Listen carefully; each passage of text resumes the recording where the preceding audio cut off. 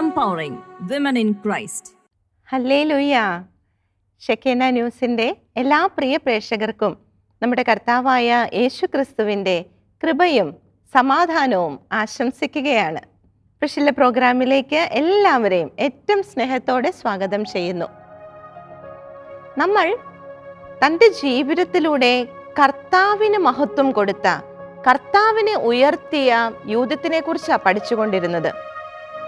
ഏൽപ്പിക്കപ്പെട്ട ആ ഒരു വലിയ ദൗത്യം വളരെ വിജയകരമായി, ശ്രമകരമായി പൂർത്തീകരിച്ച യൂദിത് തിരിച്ച് തൻ്റെ ദേശത്തേക്ക് മടങ്ങിയെത്തുമ്പോൾ ഓരോ വാക്യത്തിലും കർത്താവിന് മഹത്വം കൊടുക്കുന്നതാണ് നമ്മൾ കണ്ടത്.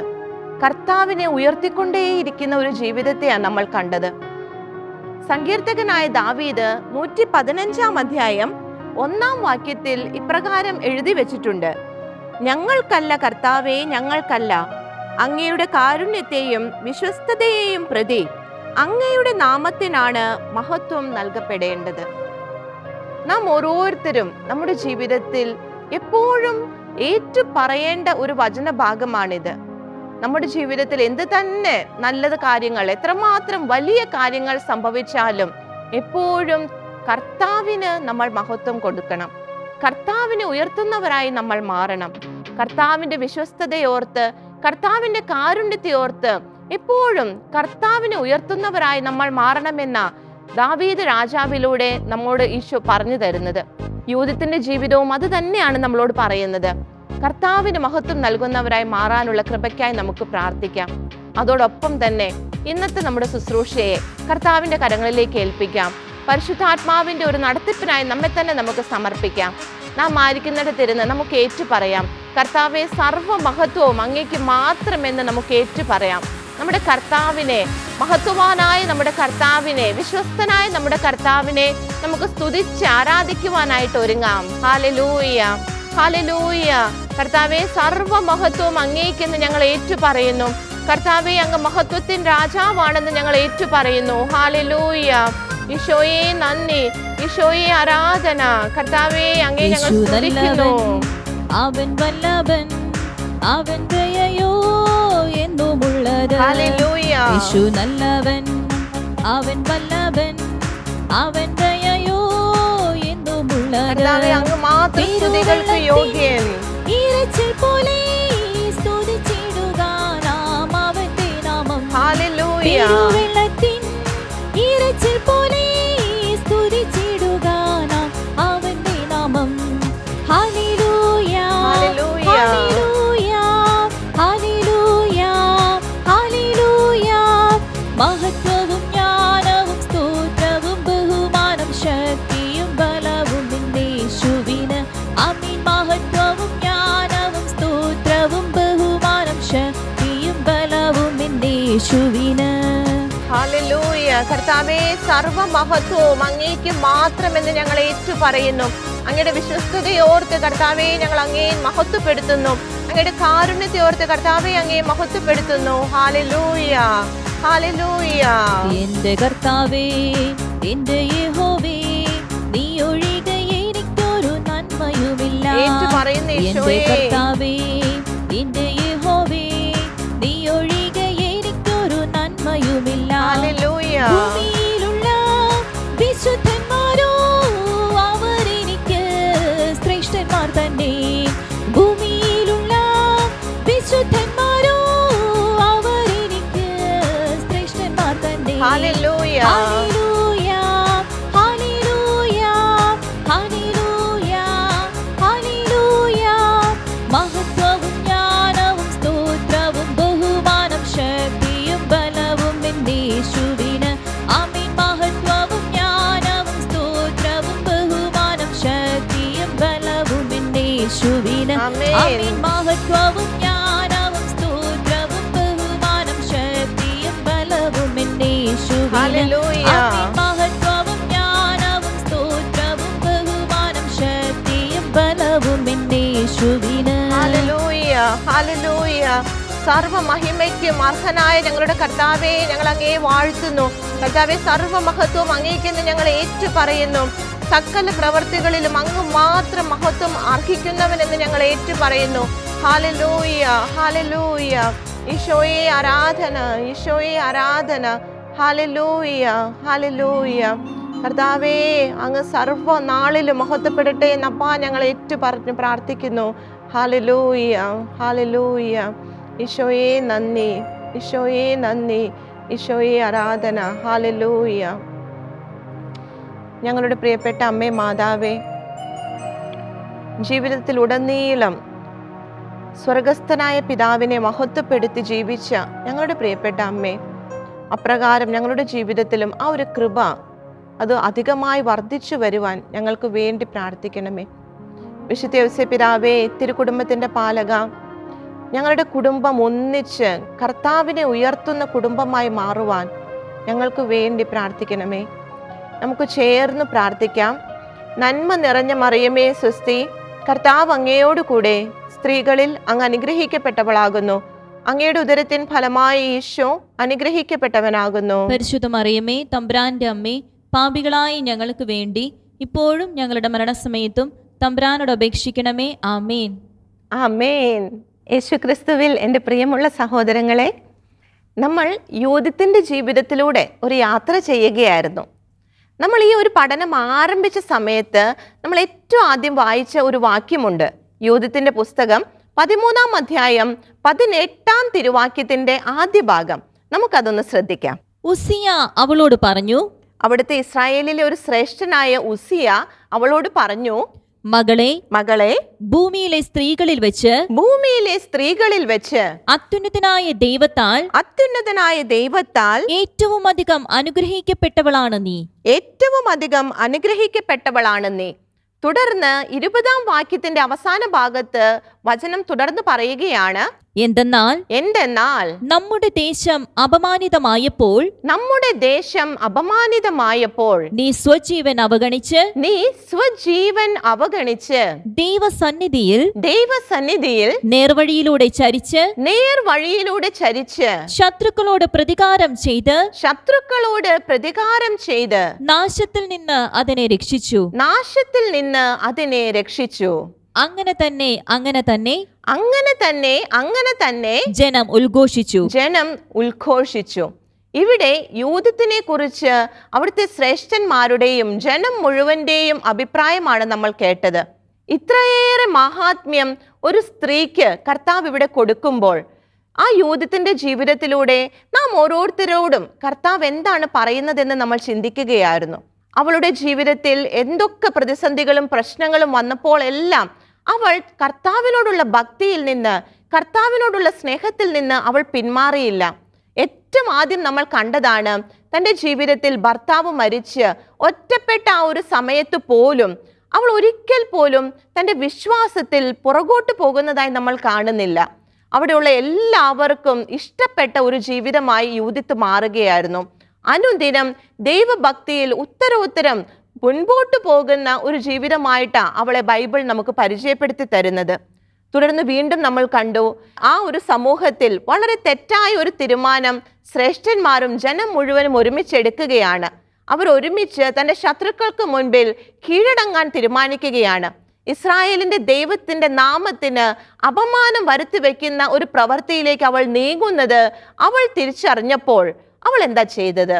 ആ ശ്രേഷ്ഠന്മാരെ വിളിച്ചു വരുത്തി അവർ ഓരോരുത്തരോടും വളരെ വ്യക്തമായി കർത്താവിൻ്റെ നിലപാടുകളെ അവൾ മനസ്സിലാക്കി കൊടുക്കുകയാണ്. തങ്ങൾ എടുക്കേണ്ട തീരുമാനം എന്താണെന്നും എന്താണ് മുന്നോട്ട് പോകേണ്ട മാർഗമെന്നും അവൾ അവർക്ക് വളരെ ജ്ഞാനത്തോടെ പറഞ്ഞു കൊടുക്കുകയാണ്. കർത്താവിൽ നിന്നും ജ്ഞാനം പ്രാപിച്ച് ജ്ഞാനത്തോടെ കാര്യങ്ങൾ ചെയ്യുന്ന, ജ്ഞാനത്തിൽ സംസാരിക്കുന്ന യൂഥത്തിനെയാ കർത്താവ് നമുക്കിവിടെ കാണിച്ചു തരുന്നത്. നമ്മുടെ വാക്കുകൾ, നമ്മുടെ പെരുമാറ്റം, അതെല്ലാം എത്രമാത്രം കർത്താവിൻ്റെ ജ്ഞാനത്തിലാണ് മുന്നോട്ട് പോകേണ്ടതെന്ന് നമ്മൾ ചിന്തിക്കേണ്ടതായിട്ടുണ്ട്.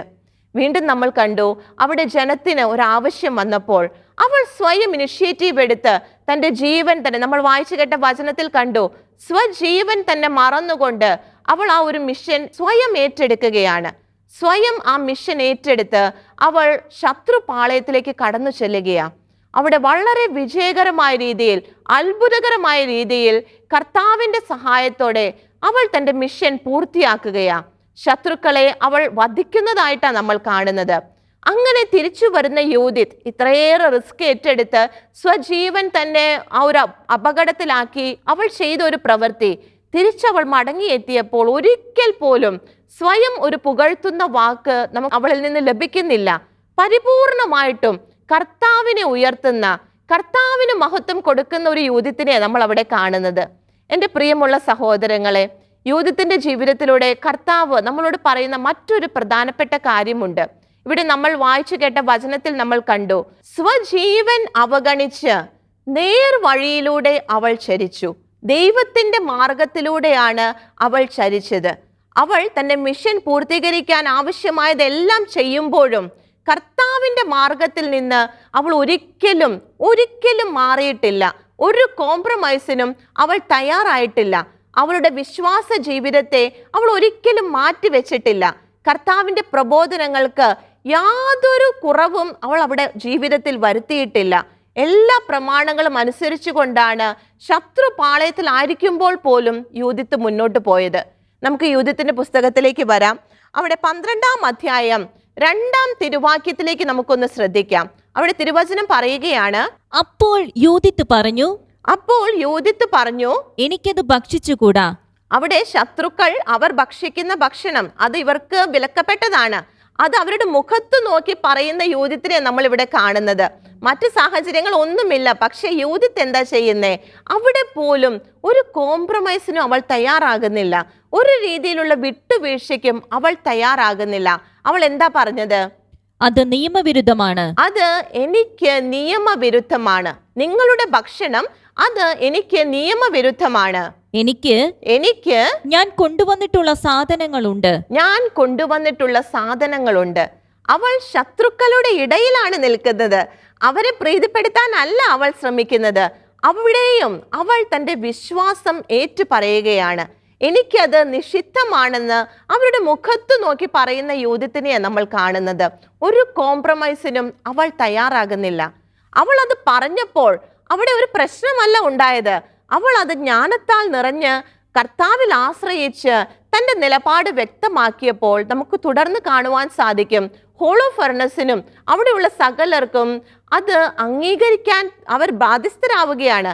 അത് അവർ അംഗീകരിക്കുകയാണ്. അവർക്ക് അതിനെ തടയിടാനായിട്ട് സാധിക്കുന്നില്ല. അവളുടെ ആ ഒരു ഡിമാൻഡ് അവർ അംഗീകരിച്ചു കൊടുക്കുകയാണ്. അവളോട് ചേർന്ന് അവർ പിന്നെ മുന്നോട്ട് പോകുന്നതാണ് നമ്മൾ കാണുന്നത്. ഇതേ ഒരു കാര്യം നമുക്ക് പുറപ്പാട് പുസ്തകത്തിലും കാണുവാൻ സാധിക്കും. അവിടെ നമ്മൾ ഷിഫ്ര പൂവ എന്ന് 2 പേര് കാണുന്നുണ്ട്. നമുക്കറിയാം, മോശയുടെ ജനന സമയത്ത് ഈജിപ്തിലെ സൂതി കർമ്മിണികളായിരുന്നു അവർ. എന്നാൽ ഫറവോ ഒരു നിയമം ഉണ്ടാക്കുകയാണ്. അവിടെ ഇസ്രായേൽക്കാർക്ക് പിറക്കുന്ന എല്ലാ ആൺകുഞ്ഞുങ്ങളെയും കൊന്നും കളയണമെന്ന്. അത് കർത്താവിന്റെ വചനത്തിന് വിരുദ്ധമാണെന്ന് വ്യക്തമാക്കി മനസ്സിലാക്കിയിരുന്ന ഷിഫ്രയും പൂവയും എന്താ ചെയ്തേ? പുറപ്പാട് പുസ്തകം 1-ാം അധ്യായം 17-ാം തിരുവാക്യം നമുക്കൊന്ന് ശ്രദ്ധിക്കാം. എന്നാൽ ആ സൂതി കർമ്മിണികൾ ദൈവഭയമുള്ളവരായിരുന്നതിനാൽ രാജാവ് പറഞ്ഞതുപോലെ അവർ ചെയ്തില്ല. തുടർന്ന് 19-ാം വാക്യത്തിൽ പറയുകയാണ്, സൂതി കർമ്മിണികൾ ഫറവോയോട് പറഞ്ഞു. പിന്നീട് വന്ന് ചോദിക്കുന്നുണ്ട്, എന്തുകൊണ്ടാണ് അവർ ഫറവോയുടെ കൽപ്പനയെ പൂർത്തീകരിക്കാൻ അവർക്ക് സാധിക്കാത്തതെന്ന് ഫറവോ ചോദിക്കുമ്പോൾ അതിന് ഉത്തരം പറയുകയാണ്, ഹെബ്രായ സ്ത്രീകൾ ഈജിപ്തുകാരികളെ പോലെയല്ല. അവർ പ്രസരിപ്പുള്ളവരാകയാൽ സൂതി കർമ്മിണി ചെന്നെത്തും മുൻപേ പ്രസവിച്ചു കഴിയും. ഇവരുടെ ഈ ഒരു പ്രസ്താവന കേട്ടപ്പോൾ അവരുടെ വിശ്വാസത്തിന് വേണ്ടി അവർ എടുത്ത ഒരു നിലപാടായിരുന്നു അത്. എന്നാൽ ഇത് വിശ്വാസത്തോടെ അവർ ഫറവോയോട് പറഞ്ഞപ്പോൾ എന്താ അവിടെ സംഭവിച്ചത്? തൊട്ടടുത്ത വാക്യത്തിന്റെ ആദ്യ ഭാഗത്ത് എന്താ പറയുന്നേ? ദൈവം സൂതി കർമ്മിണികളോട് കൃപ കാണിച്ചു. അവരുടെ ആ നിലപാടിനെ പ്രതി ഫറവോയുടെ മുൻപിൽ തങ്ങളുടെ വിശ്വാസത്തിനെതിരായ ഒരു പ്രവൃത്തി ചെയ്യുന്നതിൽ നിന്ന് അവർ പിന്നോക്കം പോയപ്പോൾ കർത്താവിന് അത് പ്രീതികരമായി തീരുകയാണ്. ഇത് തന്നെയാണ് ഇവിടെ സംഭവിച്ചത്. യൂദിത്ത് ശത്രുപാളയത്തിൽ നിന്ന് സ്വന്തം വിശ്വാസത്തിന് വേണ്ടി നിലപാടുകൾ എടുക്കുമ്പോൾ അവിടെ അവർക്കത് പ്രീതികരമായിട്ടാണ് തോന്നുന്നത്. അവർക്കതൊരു എതിർപ്പായിട്ടേ തോന്നുന്നില്ല. അവളുടെ നിലപാടുകളോട് അവർ ചേർന്ന് പോവുകയായിരുന്നു. എൻ്റെ പ്രിയ സഹോദരങ്ങളെ, സാഹചര്യം എത്രമാത്രം വഷളാണെങ്കിലും നമുക്ക് കർത്താവിൻ്റെ നിലപാടുകളെ, കർത്താവിൻ്റെ പ്രബോധനങ്ങളെ മാറ്റിവെക്കാൻ സാധിക്കുകയില്ല. അതിന് നമുക്ക് അനുവാദമില്ല. കർത്താവ് എപ്പോഴും കർത്താവിൻ്റെ ആഹ്വാനങ്ങളോട് നമ്മൾ ചേർന്ന് നിൽക്കാൻ ആഗ്രഹിക്കുന്നത്. അതിനുവേണ്ടി നമ്മൾ നിലപാടുകൾ എടുക്കുമ്പോൾ, നമ്മൾ അതിനു വേണ്ടി പ്രയത്നിക്കുമ്പോൾ ആ ഒരു എഫേർട്ടിനെ കർത്താവ് അനുഗ്രഹിച്ചുയർത്തുന്നതാണ് നമ്മൾ ഇവിടെ എല്ലാം കാണുന്നത്. ഒരു കോംപ്രമൈസിനും ഒരിക്കലും നമ്മൾ തുനിയരുതെന്ന ഇവിടെ യൂഥത്തിലൂടെ, ഷിഫ്രയിലൂടെയും പൂവയിലൂടെയും എല്ലാം കർത്താവ് നമുക്ക് പറഞ്ഞു തരുന്നത്. യൂഥത്തിൻ്റെ ജീവിതത്തിലൂടെ നമ്മൾ യാത്ര ചെയ്യുകയായിരുന്നു. അവളിലൂടെ കർത്താവ് ഒത്തിരിയേറെ കാര്യങ്ങൾ ചെയ്യുകയുണ്ടായി. എന്നാൽ ഇതിൻ്റെ എല്ലാം അടിസ്ഥാനം എന്തായിരുന്നു? യൂഥത്തിന് ഒത്തിരിയേറെ കാര്യങ്ങൾ ചെയ്യാൻ പറ്റി, ഒത്തിരിയേറെ നിലപാടുകൾ അവൾക്ക് എടുക്കാൻ പറ്റി. ഇതിനെല്ലാം അവളെ പ്രാപ്തയാക്കിയത് എന്തായിരുന്നു? യൂഥത്തിൻ്റെ ജീവിതത്തിൽ ആദ്യ അവസാനം നമ്മൾ കാണുന്ന ഒരു കാര്യമുണ്ട്.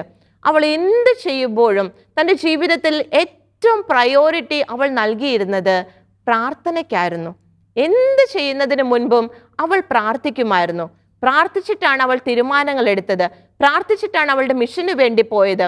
തിരിച്ചു വന്നപ്പോഴും അവൾ കൃതജ്ഞതയോടെ പ്രാർത്ഥിക്കുകയാണ്. നമുക്ക് ആ വചന ഭാഗങ്ങളിലൂടെ ഒന്ന് വേഗത്തിൽ യാത്ര ചെയ്യാം. യൂഥത്തിന്റെ പുസ്തകം 8-ാം അധ്യായം അവിടെ 6-ാം തിരുവാക്യം നമുക്കൊന്ന് ശ്രദ്ധിക്കാം. വിധവയായതിനു ശേഷം സാപത്തിന്റെ തലേനാളും സാപത്തും അമാവാസിയുടെ തലേനാളും അമാവാസിയും ഉത്സവ ദിനങ്ങളും ഇസ്രായേൽ ജനത്തിന്റെ ആഹ്ലാദ ദിനങ്ങളും ഒഴികെ മറ്റെല്ലാ ദിവസവും അവൾ ഉപവാസം അനുഷ്ഠിച്ചു. വിധവയായതിനു ശേഷം അവളുടെ ജീവിതത്തിലെ ഏറ്റവും വലിയ പ്രശ്നത്തിന് മുൻപിൽ അവൾ നിൽക്കുമ്പോൾ അവൾ എന്താ ചെയ്യുന്നേ? ഉത്സവ ദിനങ്ങൾ ഒഴികെ മറ്റെല്ലാ ദിവസങ്ങളിലും അവൾ ഉപവാസം അനുഷ്ഠിച്ചു എന്ന തിരുവചനം നമുക്ക് പറഞ്ഞു തരുന്നത്. പ്രതിസന്ധികളിൽ കൂടുതൽ കൂടുതൽ പ്രാർത്ഥനയിലേക്ക് തിരിയുന്ന ഒരു യൂഥത്തിനെയാ കർത്താവ് ഇവിടെ നമുക്ക് കാണിച്ചു തരുന്നത്. തുടർന്ന് നമുക്കറിയാം അവൾ ഒരു മിഷൻ ഏറ്റെടുക്കുകയാണ്. ആ മിഷനിലേക്ക് കടക്കുന്നതിന് മുൻപ് 9-ാം അധ്യായത്തിലേക്ക് കടന്നു വരുമ്പോൾ 9-ാം അധ്യായം മുഴുവനായും കർത്താവിൻ്റെ മുൻപിൽ അവളുടെ ഹൃദയത്തെ പകരുന്നതാണ് നമ്മൾ കാണുന്നത്. പ്രാർത്ഥനയോടെ ആ ഒരു മിഷന്റെ വിജയത്തിനു വേണ്ടി കർത്താവിൽ നിന്നും ശക്തി സ്വീകരിക്കുന്ന യൂഥത്തിനെ നമ്മൾ അവിടെ കാണുന്നത്. അതിൽ 1-ാം തിരുവാക്യം മാത്രം നമുക്കൊന്ന് ശ്രദ്ധിക്കാം. അനന്തരം യൂഥിത്ത് സാഷ്ടാംഗം വീണ് തലയിൽ ചാരം പൂശി ധരിച്ചിരുന്ന ചാക്കുവസ്ത്രം അനാവരണം ചെയ്ത് ജെറുസലേം ദേവാലയത്തിൽ സായാഹ്ന ധൂപാർപ്പണത്തിന്റെ സമയത്ത് കർത്താവിനോട് ഉച്ചത്തിൽ നിലവിളിച്ചു. അവൾ തൻ്റെ ദൗത്യത്തിന് പോകുന്നതിന് മുൻപ് കർത്താവിൻ്റെ അടുത്ത് പോയി ഉച്ചത്തിൽ നിലവിളിച്ച് പ്രാർത്ഥിച്ച് കർത്താവിൽ നിന്നും ശക്തി സ്വീകരിക്കുകയാ. അവളുടെ ജീവിതത്തിലെ ഓരോ പ്രധാനപ്പെട്ട കാര്യങ്ങൾക്ക് മുമ്പിലും അവൾ പ്രാർത്ഥിക്കുന്നതായി നമ്മൾ കാണുന്നുണ്ട്. അവളുടെ ജീവിതം മുഴുവനായി തന്നെ പ്രാർത്ഥനയാണെന്ന കർത്താവ് ഇവിടെ നമുക്ക് മനസ്സിലാക്കി തരുന്നത്. തുടർന്ന് അവൾ ശത്രുപാളയത്തിലെത്തി. ശത്രുപാളയത്തിലായിരിക്കുമ്പോൾ പോലും തൻ്റെ ദൈവത്തോട് പ്രാർത്ഥിക്കുന്നതിൽ നിന്ന്, പരസ്യമായി തന്നെ പ്രാർത്ഥിക്കുന്നതിൽ നിന്ന് അവൾ പിന്മാറുന്നില്ല. 12-ാം അധ്യായത്തിലേക്ക് വരുമ്പോൾ അവിടെ 7-ഉം 8-ഉം തിരുവാക്യങ്ങൾ നമുക്ക് എന്താ പറഞ്ഞു തരുന്നത്? അവളെ തടയരുത് എന്ന് ഹോളോഫെർണസ് കാവൽ ഭടന്മാർക്ക് കൽപ്പന നൽകി. അവൾ 3 ദിവസം പാളയത്തിൽ പാർക്കുകയും രാത്രി തോറും ബത്തൂലിയ താഴ്വരയിൽ പോയി പാളയത്തിലെ അരുവിയിൽ കുളിക്കുകയും ചെയ്തു. അരുവിയിൽ നിന്നും പുറത്തു വരുമ്പോൾ അവൾ സ്വജനങ്ങളെ ഉദ്ധരിക്കുന്നതിനുള്ള മാർഗം കാണിച്ചു തരണമേ എന്ന് ഇസ്രായേലിന്റെ ദൈവമായ കർത്താവിനോട് പ്രാർത്ഥിച്ചു പോന്നു. അവൾ രാത്രികളിൽ 3 ദിനരാത്രങ്ങൾ അടുപ്പിച്ച് ശത്രുപാളയത്തിലായിരിക്കുമ്പോൾ കർത്താവിൻ്റെ അടുത്ത് പോയി പ്രാർത്ഥിക്കുകയാണെന്ന് തിരുവചനം പറയുന്നേ. തൻ്റെ ആ ഒരു മിഷന് വേണ്ടി, കർത്താവ് തന്നെ ഏൽപ്പിച്ച ആ ഒരു ദൗത്യത്തിന് വേണ്ടി പ്രാർത്ഥിച്ചൊരുങ്ങുന്ന യൂഥത്തിനെയാ ഇവിടെ തിരുവചനം നമുക്ക് മനസ്സിലാക്കി തരുന്നത്. തുടർന്ന് അവൾ തൻ്റെ ദൗത്യത്തിൻ്റെ ആ ഒരു ക്ലൈമാക്സിലേക്ക് എത്തുകയാണ്. ഹോളോഫെർണസിനെ വധിക്കാനായിട്ട് അവൾ ഒരുങ്ങി നിൽക്കുന്ന ഒരു സമയം. 13-ാം അധ്യായത്തിന്റെ 7-ാം തിരുവാക്യം നമുക്കൊന്ന് ശ്രദ്ധിക്കാം. അവൾ കിടക്കയ്ക്ക് അടുത്തു വന്ന് അവന്റെ തലമുടിയിൽ പിടിച്ച് പ്രാർത്ഥിച്ചു. ഇസ്രായേലിന്റെ ദൈവമായ കർത്താവേ, ഇന്നെനിക്ക് ശക്തി തരണമേ. ആ ഒരു ശത്രുവിനെ തലമുടിക്ക് പിടിച്ചു നിൽക്കുകയാണ്. ശത്രുവിന്റെ തല അവളുടെ കൈകളിലാണ്. ആ സമയത്ത് വരെയും കർത്താവിനോട് പ്രാർത്ഥിച്ച് ശക്തി സ്വീകരിക്കുന്ന യൂഥത്തിനെയാണ് നമ്മൾ അവിടെ കാണുന്നത്. എത്രമാത്രം പ്രാർത്ഥനയിൽ ആശ്രയിച്ചു പോകുന്ന ഒരു ജീവിതമായിരുന്നു യൂഥത്തിൻ്റെതെന്ന് ഇത് നമുക്ക് വ്യക്തമാക്കി പറഞ്ഞു തരും. അങ്ങനെ കർത്താവ് അവൾക്ക് ശക്തി കൊടുത്ത് തൻ്റെ ദൗത്യം അവൾ പൂർത്തീകരിച്ച് മടങ്ങി വരികയാണ്. അവിടെയും നമ്മൾ എന്താ കാണുന്നേ? തൻ്റെ കാര്യം സാധിച്ചു കഴിഞ്ഞപ്പോൾ കർത്താവിനെ കൈവിട്ടു പോകുന്ന അല്ലെങ്കിൽ മറന്നു പോകുന്ന ഒരു യൂഥത്തിനെ അല്ല തിരുവചനം നമുക്ക് പറഞ്ഞു തരുന്നത്. 15-ാം അധ്യായത്തിലേക്ക് നമുക്ക് കടന്നു വരാം. അവിടെ 14-ാം തിരുവാക്യം നമുക്കൊന്ന് ശ്രദ്ധിക്കാം. യൂദിത്ത് ഇസ്രായേൽ ജനത്തിന്റെ മുൻപിൽ നിന്നുകൊണ്ട് കൃതജ്ഞതാസ്തോത്രം ആലപിച്ചു. ജനം ആ സ്തുതിഗീതം ഉച്ചത്തിൽ ഏറ്റുപാടി. ഇവിടെ ജനത്തോടൊപ്പം കർത്താവിന് നന്ദി പറഞ്ഞ് പ്രാർത്ഥിക്കുന്ന യൂദിത്തിനെ പരിശുദ്ധ വചനം നമുക്ക് കാണിച്ചു തരികയാണ്. തൻ്റെ ആ ഒരു ദൗത്യം വിജയകരമായി പൂർത്തീകരിച്ചതിന്, തനിക്ക് ശക്തി നൽകിയതിന് വീണ്ടും പ്രാർത്ഥനയിലേക്ക് പോകുന്ന, നന്ദി പ്രകാശനത്തിലേക്ക് പോകുന്ന യൂദിത്തിനെ നമ്മൾ ഇവിടെ കാണുകയാണ്. അവിടം കൊണ്ട് കഴിഞ്ഞു. ആ വന്ന വശം കുറച്ച് നന്ദിയൊക്കെ പറഞ്ഞ് അവൾ പോകുന്നതായിട്ടല്ല തിരുവചനം പറയുന്നത്. 16-ാം അധ്യായത്തിലേക്ക് വരുമ്പോൾ അവിടെ 20-ാം വാക്യത്തിൽ തിരുവചനം എന്താ പറയുന്നത്? ജനം ജെറുസലേമിൽ വിശുദ്ധ മന്ദിരത്തിന്റെ മുൻപിൽ 3 മാസക്കാലം ഉത്സവാഘോഷങ്ങൾ നടത്തി. 3 മാസക്കാലം വിശുദ്ധ മന്ദിരത്തിന്റെ മുൻപിൽ ഉത്സവാഘോഷങ്ങൾ നടത്തി. യൂദിത്ത് അവരോടൊപ്പം വസിച്ചു. യൂദിത്ത് ആ 3 മാസക്കാലം ജനത്തോടൊപ്പം വസിച്ച് കർത്താവിന് നന്ദി പറഞ്ഞ് ജീവിക്കുകയാണ്. തൻ്റെ ആ ഒരു പ്രവൃത്തിയെ അനുഗ്രഹിച്ചുയർത്തിയ കർത്താവിന് നന്ദി പറഞ്ഞുകൊണ്ട് 3 മാസക്കാലം യൂദിത്ത് ദേവാലയത്തിൻ്റെ അങ്കണത്തിൽ അവിടെ ആയിരിക്കുന്നു എന്ന കർത്താവിൻ്റെ വചനം പറഞ്ഞു തരുന്നത്. എൻ്റെ പ്രിയമുള്ള സഹോദരങ്ങളെ, ഇത്രയേറെ വലിയൊരു ഉത്തരവാദിത്വം യൂദിത്തിനെ കർത്താവ് ഏൽപ്പിച്ചപ്പോൾ അതിൻ്റെ പിന്നിൽ അവളുടെ ജീവിതത്തിനുണ്ടായിരുന്ന ഒരു അടിസ്ഥാന സ്വഭാവം എന്തായിരുന്നു? അത് അവളുടെ പ്രാർത്ഥനയായിരുന്നു. നമ്മൾ ഒത്തിരിയേറെ കാര്യങ്ങൾ യൂദിത്തിനെ കുറിച്ച് കണ്ടു. എന്നാൽ അതിനൊക്കെ അവൾക്ക് പ്രാപ്തി കൊടുത്തത് എന്തായിരുന്നു? അവളുടെ പ്രാർത്ഥനയായിരുന്നു. കർത്താവുമായിട്ടുള്ള അവളുടെ സംഭാഷണമായിരുന്നു അവളുടെ ജീവിതത്തെ മുന്നോട്ട് കൊണ്ടുപോയത്. ഈ ഒരു വിളിയിലേക്ക് ഇന്ന് കർത്താവ് നമ്മെ ഓരോരുത്തരെയും നയിക്കുന്നത്. പ്രാർത്ഥനയ്ക്ക് നമ്മുടെ ജീവിതത്തിൽ നാം കൊടുക്കേണ്ട സ്ഥാനം എന്താണെന്നാണ് യൂദിത്ത് നമുക്ക് പറഞ്ഞു തരുന്നത്. യൂദിത്ത് ആ ഒരു മിഷന് വേണ്ടി മാത്രമാണോ പ്രാർത്ഥിച്ചത്? തുടർന്ന് അവളുടെ ജീവിതത്തെക്കുറിച്ച് പരിശുദ്ധ വചനം എന്താ നമുക്ക് പറഞ്ഞു തരുന്നത്? 16-ാം അധ്യായം 23-ാം തിരുവാക്യത്തിന്റെ 2-ാം ഭാഗം നമുക്കൊന്ന് ശ്രദ്ധിക്കാം. വൃദ്ധയായി 105 വയസ്സുവരെ അവൾ ഭർതൃഗൃഹത്തിൽ വസിച്ചു. അവൾ 105 വയസ്സുവരെ ജീവിച്ചുവെന്ന തിരുവചനം പറയുന്നത്. പൊതുവെ സ്ത്രീകളുടെ പ്രായത്തെക്കുറിച്ച് അധികം പരിശുദ്ധ വചനത്തിൽ നമുക്ക് കാണുവാൻ സാധിക്കുകയില്ല. എന്നാൽ സ്ത്രീകളുടെ പ്രായത്തെ ആ മെൻഷൻ ചെയ്തിട്ടുള്ളതിൽ വെച്ച് ഏറ്റവും അധികം ജീവിച്ചിട്ടുള്ളൊരു വ്യക്തിയായിട്ട് വരും യൂദിത്തൊക്കെ. എൻ്റെ പ്രിയമുള്ളവരെ, ഈ 105 വയസ്സ് വളരെ നീണ്ട ഒരു ജീവിതകാലം. ആ ഒരു ജീവിതകാലം അവൾ എങ്ങനെയാണ് മുന്നോട്ട് കൊണ്ടുപോയതെന്ന് 21-ാം വാക്യത്തിൽ നമുക്ക് കാണുവാൻ സാധിക്കും. 21-ാം വാക്യത്തിൽ കർത്താവിൻ്റെ തിരുവചനം പറയുകയാണ്, ജീവിതകാലം മുഴുവൻ 105 വയസ്സ് വരെ അവൾ ജീവിച്ചു. ജീവിതകാലം മുഴുവൻ സകല ജനത്തിനും ആദരണീയയായി അവൾ അവിടെ തന്റെ ഭൂമിയിൽ വസിച്ചു. ജീവിതകാലം മുഴുവൻ മറ്റുള്ളവർക്ക് മാതൃകയായി അവൾ അവിടെ വസിക്കുകയാണ്. തൻ്റെ ജീവിതം മറ്റുള്ളവരുടെ മുൻപിൽ മാതൃകാപരമായി അവൾ പൂർത്തീകരിക്കുകയാണ്. അവളുടെ ദൗത്യം അവൾ വിജയകരമായി പൂർത്തീകരിക്കുകയാണ്. അവസാനം യൂദിത്തിന്റെ പുസ്തകത്തിന്റെ അവസാനത്തിൽ കർത്താവ് എഴുതി വെച്ച ഒരു കാര്യമുണ്ട്. 16-ാം അധ്യായത്തിന്റെ 25-ാം വാക്യത്തിൽ പറയുകയാണ്, യൂദിത്തിന്റെ കാലത്തോ അവളുടെ മരണത്തിനു ശേഷം ദീർഘകാലത്തേക്കോ ആരും ഒരിക്കലും ഇസ്രായേൽ ജനതയെ ഭീഷണിപ്പെടുത്തിയിട്ടില്ല. കർത്താവിന്റെ വചനം എടുത്തു പറയുന്ന ഒരു കാര്യം എന്താണ്? അവൾ തൻ്റെ മിഷൻ പ്രവർത്തിച്ചത്, തൻ്റെ ദൗത്യം നിർവഹിച്ചത് ഇസ്രായേൽ ജനത്തിന് വേണ്ടിയായിരുന്നു. ആ ഒരു ദൗത്യം പൂർത്തീകരിച്ചു കഴിഞ്ഞപ്പോൾ അവളുടെ കാലത്തോ അവളുടെ കാലശേഷം ദീർഘനാളത്തേക്കോ ശത്രുക്കൾ ആരും ഇസ്രായേലിനെ തൊടാൻ ധൈര്യപ്പെട്ടില്ല. അത്രമാത്രം വലിയൊരു അഭിഷേകമായിരുന്നു യൂദിത്തിന്റെ ജീവിതത്തിലൂടെ ഇസ്രായേൽ ജനത്തിന് ലഭിച്ചത്. അത്രയും വലിയൊരു പ്രൊട്ടക്ഷൻ ആയിരുന്നു യൂദിത്തിന്റെ ആ ഒരു പ്രവർത്തികളിലൂടെ കർത്താവ് ഇസ്രായേൽ ജനത്തിന് നൽകിയത്. വളരെ ശ്രേഷ്ഠകരമായ ഒരു ജീവിതമായി യൂദിത്തിന്റെ ജീവിതം നമ്മുടെ മുൻപിൽ ആയിരിക്കുകയാണ്. 13-ാം അധ്യായത്തിൽ 19-ഉം 20-ഉം തിരുവാക്യങ്ങൾ ഇത് വളരെ വ്യക്തമാക്കി നമുക്ക് തരുന്നുണ്ട്. ജനം ദൈവത്തിന്റെ ശക്തി അനുസ്മരിക്കുമ്പോൾ ശ്രേഷ്ഠനായ ഉസിയ പറയുകയാണ്, ജനം ദൈവത്തിന്റെ ശക്തി അനുസ്മരിക്കുമ്പോൾ നീ ദൈവത്തിൽ അർപ്പിച്ച പ്രത്യാശ അവരുടെ ഹൃദയങ്ങളിൽ നിന്നും വിട്ടുപോവുകയില്ല. ഇത് നിനക്കൊരു ശാശ്വത ബഹുമതിയാകാൻ ദൈവം കനിയട്ടെ. ശാശ്വത ബഹുമതിയായി യൂദിത്ത് കർത്താവിൽ അർപ്പിച്ച ഒരു പ്രത്യാശ അവിടെ നിലകൊള്ളുകയാണ്. ഇന്ന് നാമും യൂദിത്ത് കർത്താവിൽ അർപ്പിച്ച പ്രത്യാശയെ ഏറ്റുപറഞ്ഞവരാണ്, നമ്മളത് തിരിച്ചറിഞ്ഞവരാണ്. എന്തായിരുന്നു യൂദിത്തിന്റെ ജീവിതത്തിന്റെ ഏറ്റവും വലിയ പ്രത്യേകത? നമ്മൾ കണ്ടു, അവളുടെ പ്രാർത്ഥനാ ജീവിതമായിരുന്നു, കർത്താവുമായിട്ടുള്ള ബന്ധമായിരുന്നു.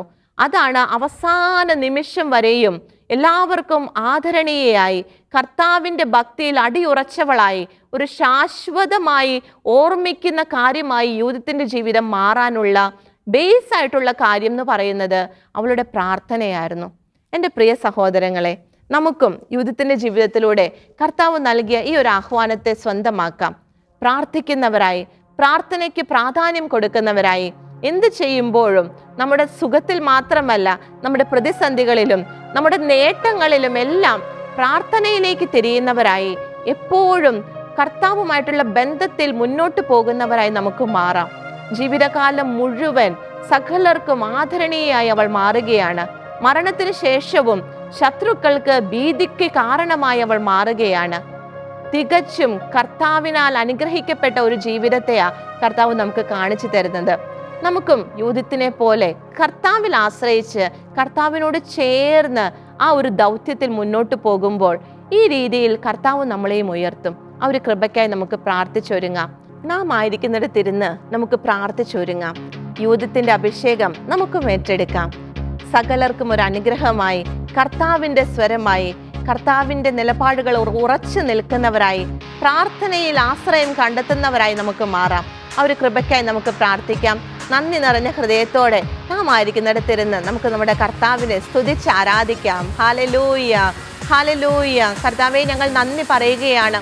യൂദിത്തിനെ പോലെ പ്രാർത്ഥനാ വീരരായി മാറുവാനുള്ള കൃപ കർത്താവെ ഞങ്ങൾക്ക് നൽകണമേ. പ്രാർത്ഥനയുടെ ശക്തിയെ തിരിച്ചറിയുവാനുള്ള കൃപ കർത്താവെ ഞങ്ങൾക്ക് നൽകണമേ.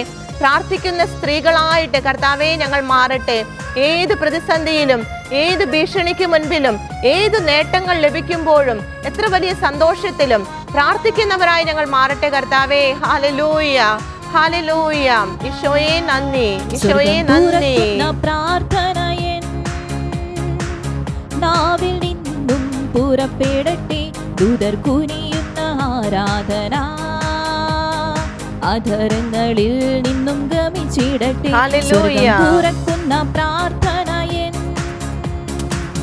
നാവിൽ നിന്നും പുറപ്പെടട്ടെ ദൂതർ കുനിയുന്ന ആരാധന, അധരങ്ങളിൽ നിന്നും ഗമിച്ചിടട്ടെ. Hallelujah, hallelujah.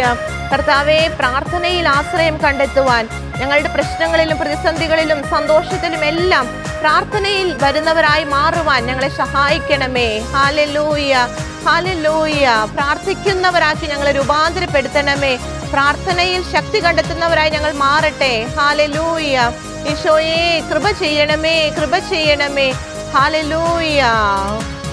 എരികോ കോട്ടകളുടച്ചിടുവാൻ യാഹിൽ വിശ്വാസമാർജിച്ചിടാൻ, എരികോ കോട്ടകളുടച്ചിടുവാൻ യാഹിൽ വിശ്വാസമാർജിച്ചിടാൻ, യൗവന വീര്യത്തിലുണർന്നിടുവാൻ യാമം തോറും പ്രാർത്ഥിച്ചിടാൻ, യൗവന വീര്യത്തിലുണർന്നിടുവാൻ യാമം തോറും പ്രാർത്ഥിച്ചിടാം. സ്വർഗം തുറക്കുന്ന പ്രാർത്ഥന